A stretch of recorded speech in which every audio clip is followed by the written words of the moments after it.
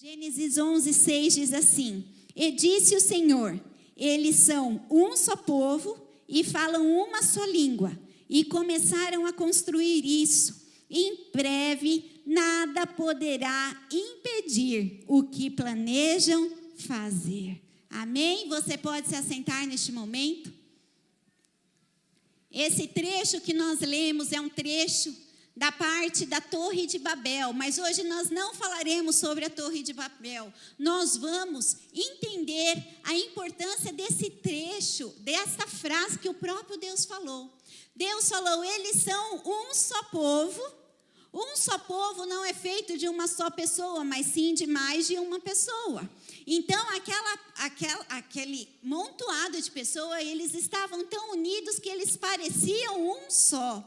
Eles são um só povo. E eles todos falam uma só língua. Significa o quê? Que eles estavam em concordância. Quando todos nós concordamos, nós falamos todos a mesma coisa. Então, a Bíblia fala que eles estavam em união, a ponto de pertencerem, a ponto de se tornarem um só povo, e eles estavam em concordância a tal ponto de serem uma só língua, e a palavra de Deus diz que quando eles chegaram neste nível de união e concordância, tudo que eles planejarem, eles iam alcançar, que nada se tornaria impossível para eles.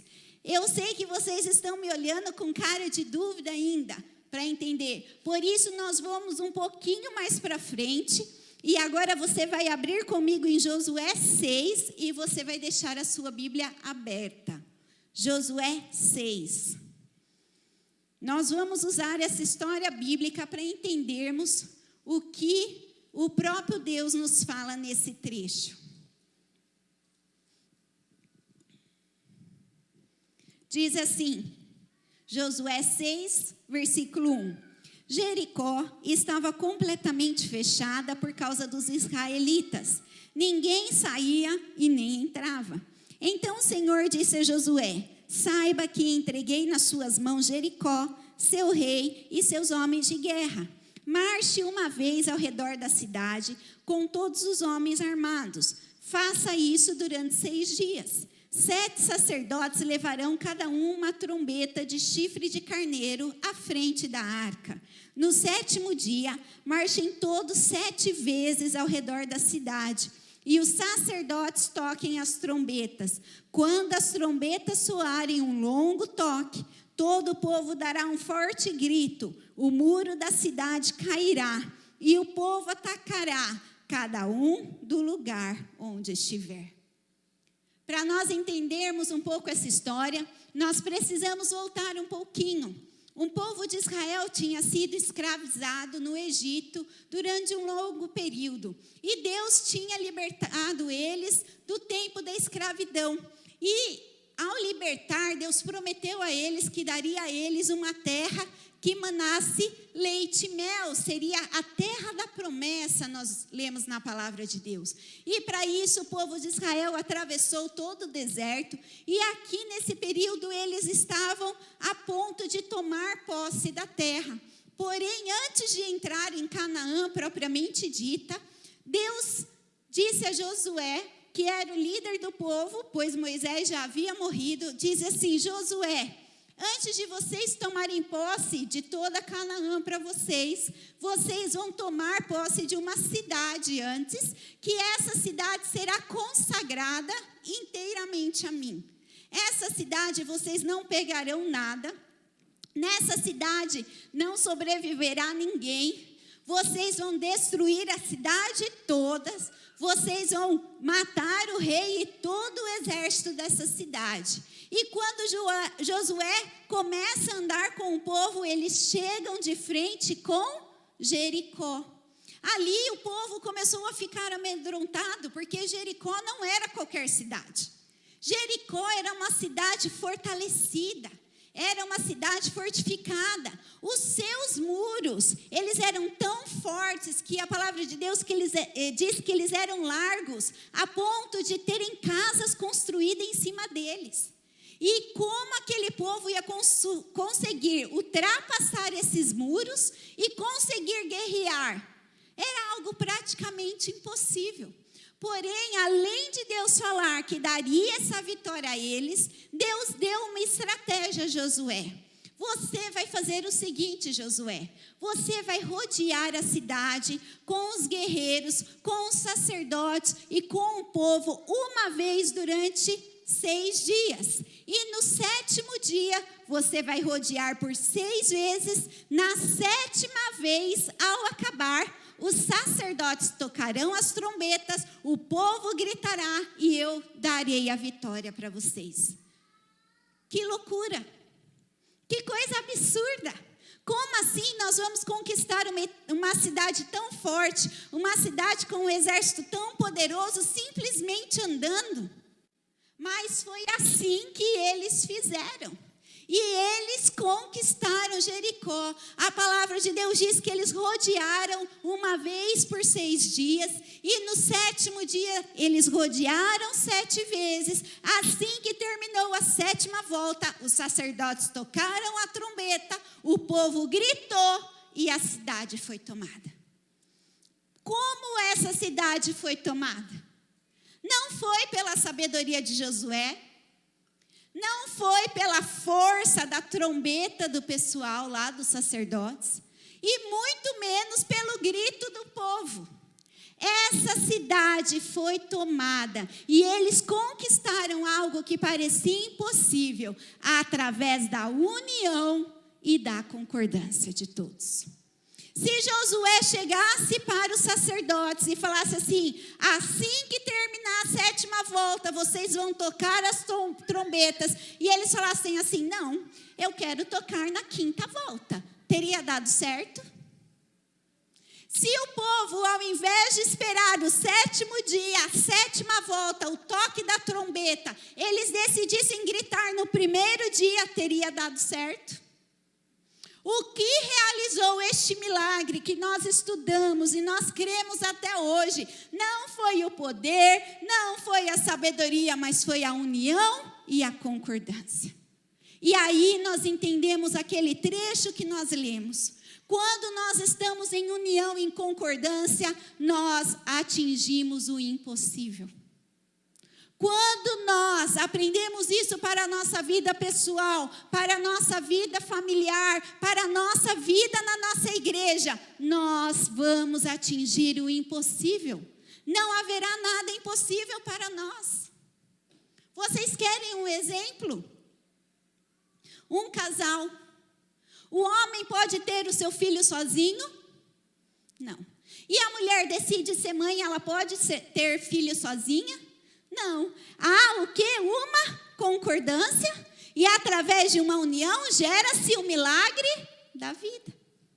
E assim nós podemos contar inúmeras histórias de como realmente o impossível é alcançado através da união e da concordância. E nós precisamos ter isso claramente em nossas vidas, nós precisamos ter isso claramente em tudo quanto fizermos. Porque se na sua casa houver concordância e união, não haverá impossíveis para a sua família. Achei que vocês iam gostar mais. Se na sua casa tiver união e concordância, não haverá impossível para a sua família. Se na nossa igreja tiver a união e a concordância, Iguatemi será pouco para nós, porque nós vamos alcançar Sorocaba, nós vamos alcançar nosso estado, e o Iguatemi irá até os confins da terra, porque não haverá impossíveis para nós. Porém, se você continuar a história, no capítulo 7, leia comigo, no versículo 1, diz assim: mas os israelitas foram infiéis com relação às coisas consagradas. Acã, filho de Carme, filho de Zinri, filho de Zerá, da tribo de Judá, apossou-se de algumas delas, e a ira do Senhor acendeu-se contra Israel. Enquanto há união e concordância, nós trazemos a bênção de alcançar o impossível na nossa vida. Porém, o contrário, nós despertamos a ira do Senhor contra nós. Como assim, pastora? o povo tinha conquistado Jericó. Eles estavam assim, super felizes, super empolgados, porque era uma conquista de uma vitória quase que impossível. Sabe aquele seu emprego na multinacional que parece impossível aos seus olhos? Era isso que eles tinham alcançado. Sabe aquela sua casa própria que parece tão distante? É essa bênção. Sabe a conversão da sua família? É essa bênção. E era isso que o povo estava celebrando. Eles tinham alcançado uma bênção muito grande. E de repente, após Jericó, a próxima cidade era a cidade de Ai, uma cidade pequenininha. Uma cidade onde o exército não tinha tanta força armada, assim, não era tão preparado. Uma cidade onde os seus muros não eram muros fortalecidos e fortificados. E aí eles falam assim, se nós já ganhamos de Jericó, Deus vai dar Ai facinho para a gente. Vocês não estão entendendo? Vou explicar na nossa linguagem. Tipo assim, se eu já fui curado de um câncer, essa unha encravada não é nada para o meu Deus. Vou falar mais claro ainda. Sou Palmeiras. Se eu ganhei de 6 do CSA, ganhar do Corinthians não é nada. Viu como vocês entenderam? Foi isso que eles falaram. E eles falaram assim, Josué não precisa nem mandar o time inteiro, não. Vamos mandar só Dudu e Marcos Rocha, que já resolve. E eles foram com tanta sede, com tanta certeza da vitória, chegando lá, eles foram derrotados. E eles voltam desanimados, abatidos, sem entender. E aqui nesse trecho, Josué está falando, Deus, o Senhor nos deu algo impossível, que era Jericó. E o Senhor nos fez passar essa vergonha, perder para Ai. O que está acontecendo, Senhor? Por que isso? E Deus mostra. A ordem do Senhor era qual? Vocês vão destruir Jericó e não pegarão nada de lá. Inclusive, vocês matarão o rei e todo o exército de Jericó. Porém, teve um homem. Quantos? Homem, né, irmãos? Não foi uma mulher, foi um homem. Que ele decidiu que tudo bem. Ele já tinha obedecido Josué, mas a partir dali ia ser de acordo com a sua vontade. E a palavra de Deus diz que Acã, ele decidiu sair um pouco da união e da concordância. E ele levou uma capa, até anotei para eu não errar, uma bela capa feita na Babilônia, 2,4 kg de prata e uma barra de ouro de 600 gramas. Por causa da desunião e da discórdia de um homem, todo o povo pereceu. E por causa, irmãos, da desunião e da discórdia desse homem que achou que não estava fazendo nada demais, toda a família dele pereceu. Porque a consequência de Acã foi morrer apedrejado, ele e toda a sua família. Eles morreram apedrejados e depois soltaram fogo neles. Muitas vezes nós não entendemos, irmãos, que quando nós estamos em união e concordância, nós destravamos bênçãos impossíveis na nossa vida. Porém, o contrário, nós despertamos a ira de Deus contra nós. Irmãos, e isso é muito sério. E o inimigo sabe que quando estamos juntos e unidos, quando estamos em concordância, nada pode nos parar. Por isso ele age tanto contra a união e a concordância. E ele age assim nos nossos lares, ele age assim nas igrejas, ele age assim no local de trabalho. Esses dias eu li um post que fala assim, é melhor ter um cachorro que nunca vai brigar com você. Não, isso é uma frase do diabo, porque nós precisamos um dos outros para destravarmos o impossível na nossa vida.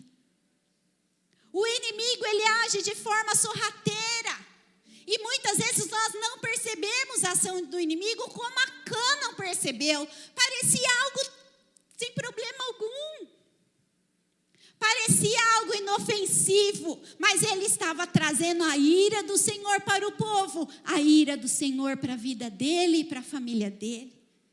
Ele de repente agiu um pouquinho com egocentrismo. Mas olha essa capa, ela é tão linda, ela combina tanto com os meus olhos azuis. Que mal tem eu levar só uma capinha? Josué está falando isso porque ele acha que só ele pode ter uma capa bonita. Agora é minha vez de ter uma capa bonita. Eu mereço ser feliz também. Quantas vezes os nossos lares estão sendo desperdiçados, estão sendo destruídos pela frase: eu mereço ser feliz. Eu tenho razão. Ninguém me valoriza. E quantas vezes nós estamos pegando esta capa de auto nos valorizarmos e acharmos que somos melhores e estamos causando desunião na nossa vida? Ou então nós usamos a atitude achando que às vezes nós temos umas ideias melhores que os outros.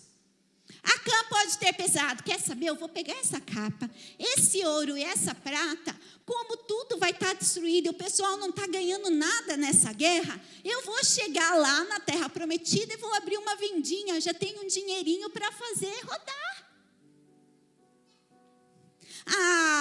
Eu acho que Josué está se achando muito quem ele pensa que é, para falar que a gente não pode pegar nada. E quantas vezes, irmãos, os pais dão orientação, os filhos falam: quem que pensa que é? Acha que sabe tudo.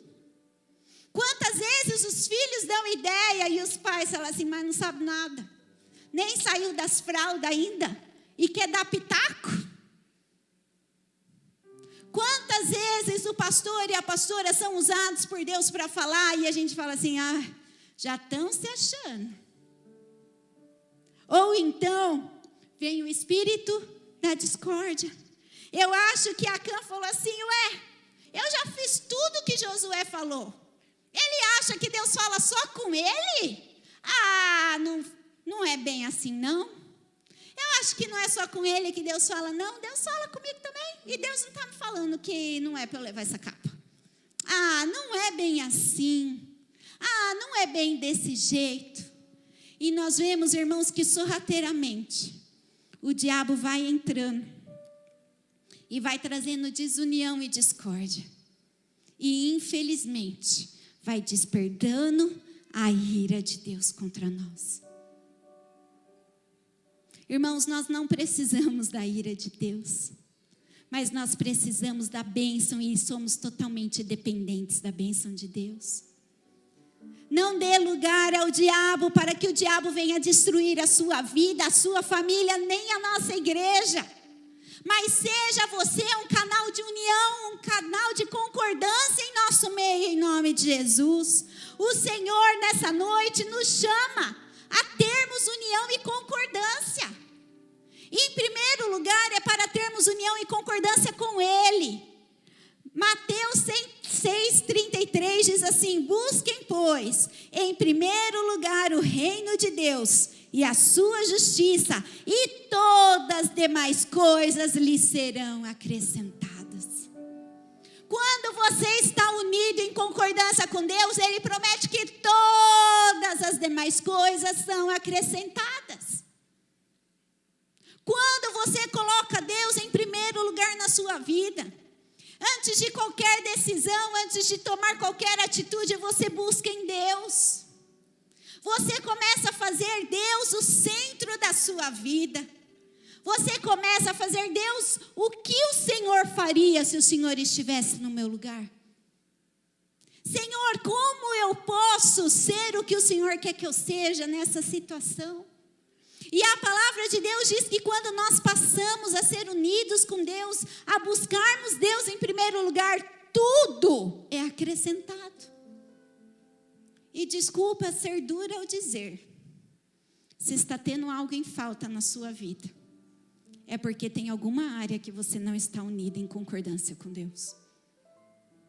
Por isso nós precisamos muito pensar a este respeito.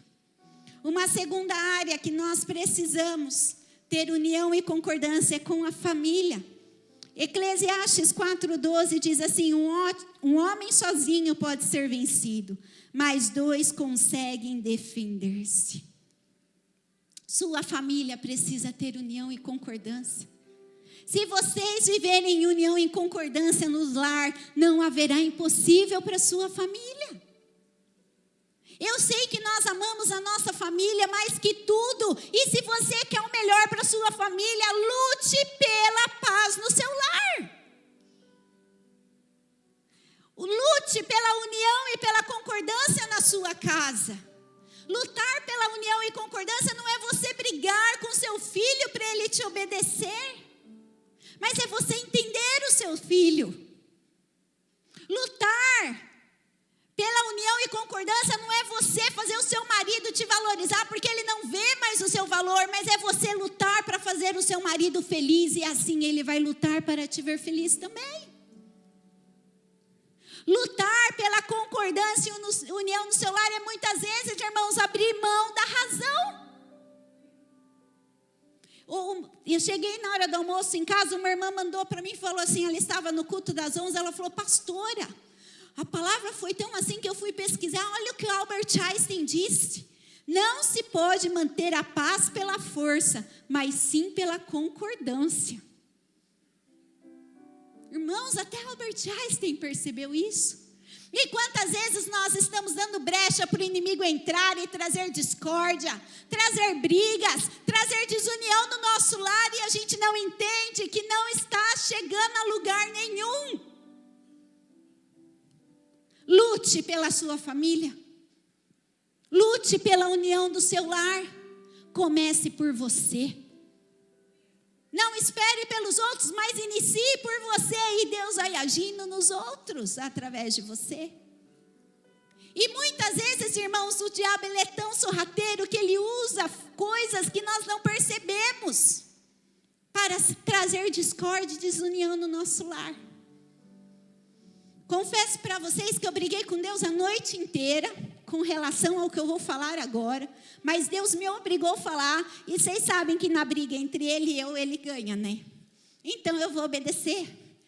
E eu falei: Deus, não é justo, porque o pastor prega, ele só conta as coisas bonitinhas que ele faz. E quando eu prego, o senhor manda só eu contar as pisadas na bola que eu faço?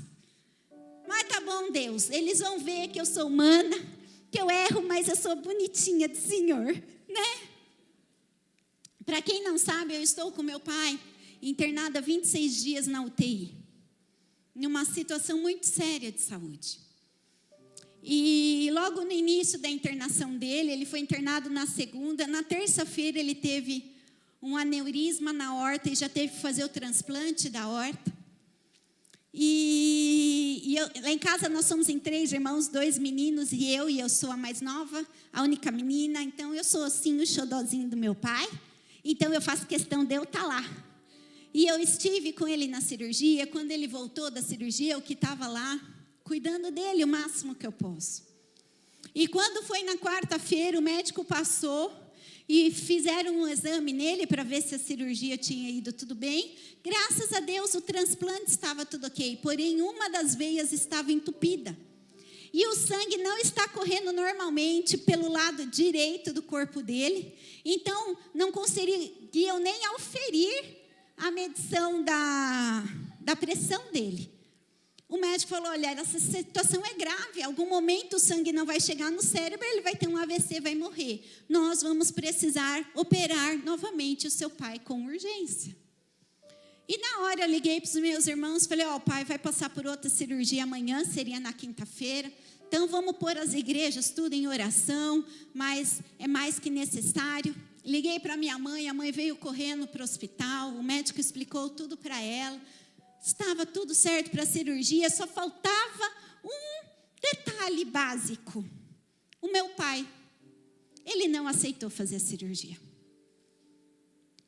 E eu olhei para ele e falei: pai, como assim? Falei, pai, o senhor tem que fazer a cirurgia. O senhor não tem escolha. Ele falou assim, não vou fazer a cirurgia. E eu falei, pai, como assim? Não, tem que fazer. Ele falou assim, eu ouvi tudo que o médico falou para você. E enquanto eu ouvi, eu estava em oração.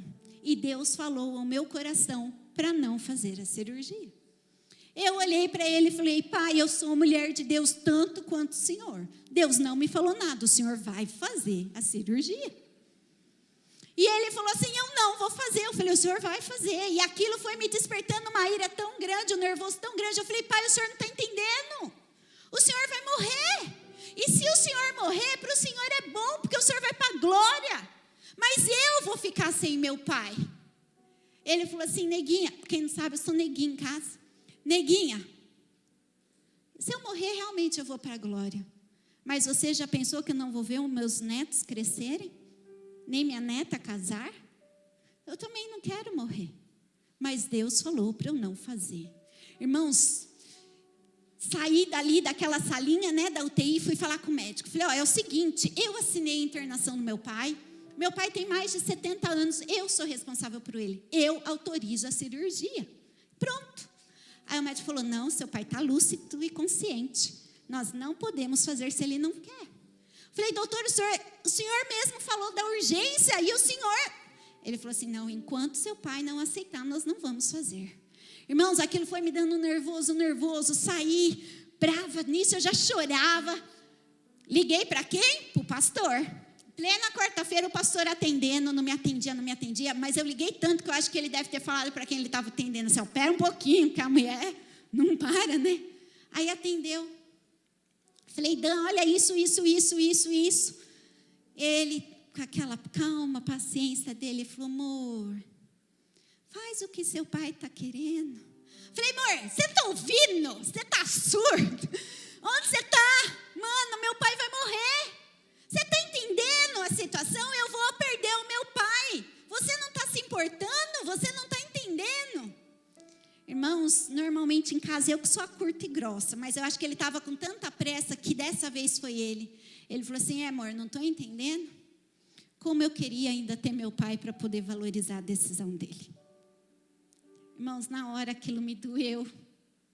De uma tal forma, eu falei, meu Deus. E eu já estava pensando na mensagem. Falei, Deus, eu estou trazendo discórdia para o meu lar.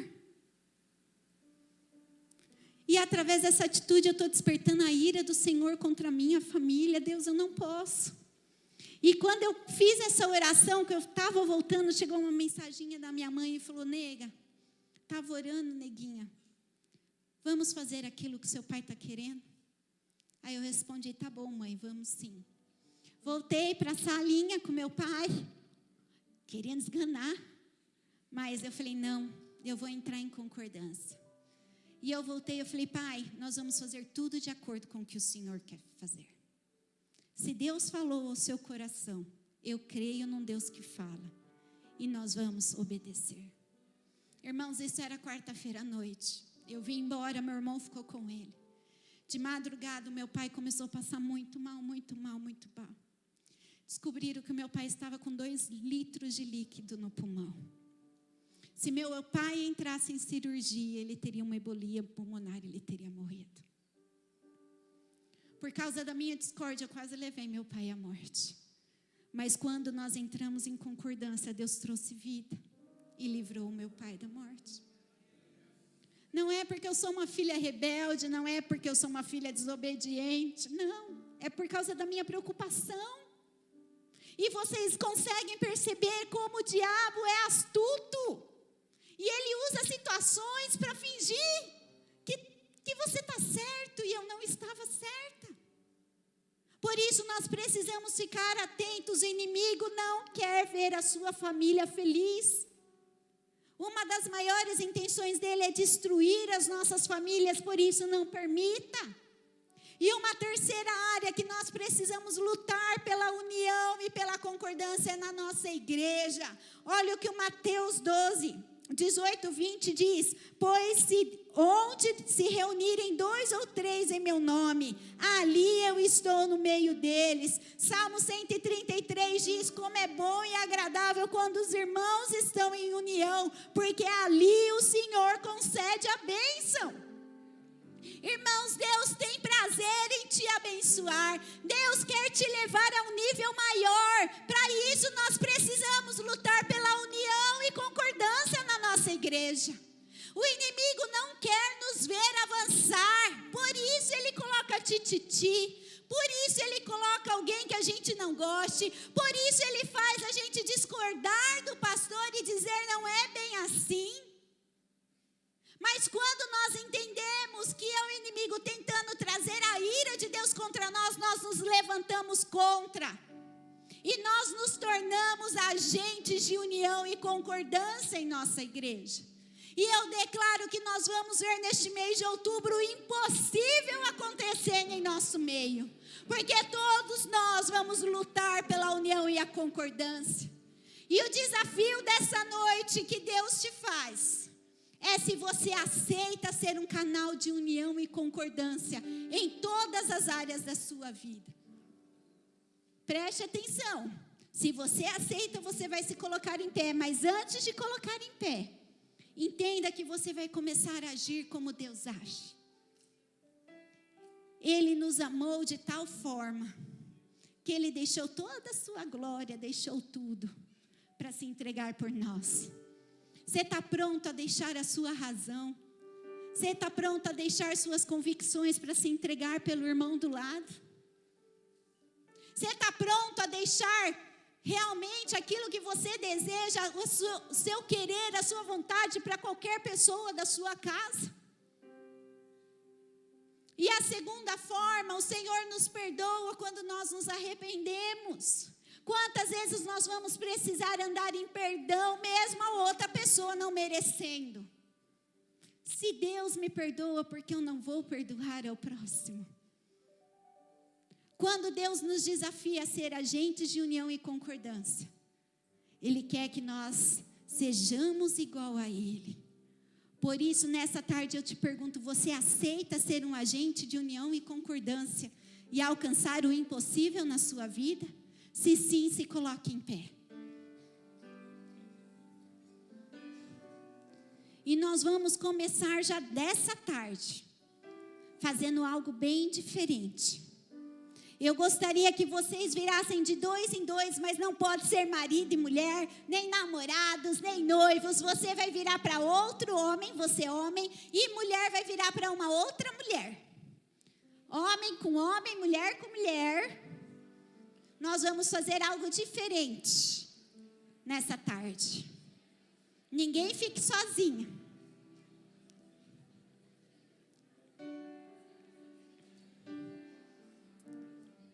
E você vai começar a ser um agente agora de união e concordância em nossa igreja. E eu não falei isso nos outros cultos, mas se você sentir, você pode fazer isso no seu lar.